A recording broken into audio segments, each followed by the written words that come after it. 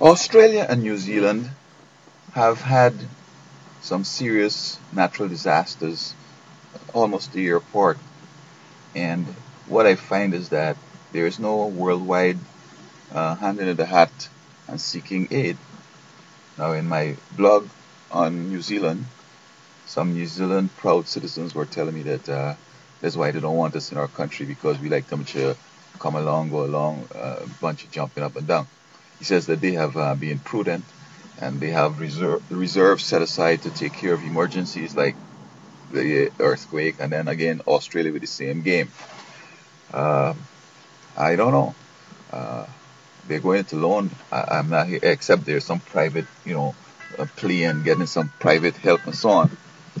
However, um, this blog, I'm trying to look at what's going on and whether these guys are serious because it's dangerous. However, um, individuals are lamenting the fact that we're having these floods and the various other things that are happening, and they're trying to find out what is the harbinger, what it portends, or what they portend. And as a theologian scholar, I would say that floods, for example, are not saying anything.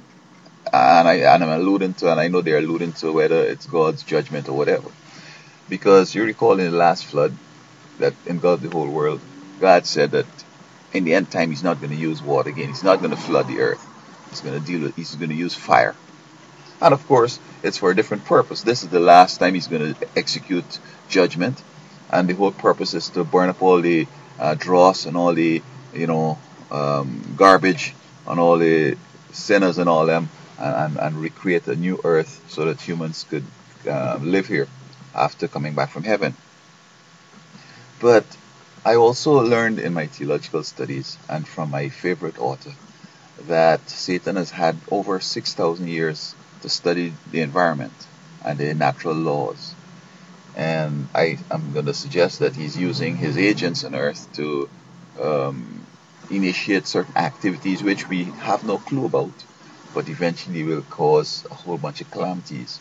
I don't know if all the oil drilling and all the cavities that are remaining, that it could cause in the Earth to try to resettle, and then of course it's causing earthquakes or what. Um, the flooding, they're saying maybe it's global warming or whatever. I'm not even sure what's up. But what I'm saying that the flood has no portents for the end time. It's just that Satan is in control and he's doing what he wants. But apart from that, God protects his people. And it seems to me, and I could say though, that areas that have had some serious calamities, probably the majority of the folks there are evil, they're on Satan's side. So Satan has the majority and he could, hurt these folks. Um, on 911, I don't know if anybody who really is a serious Christian got killed. I don't know. But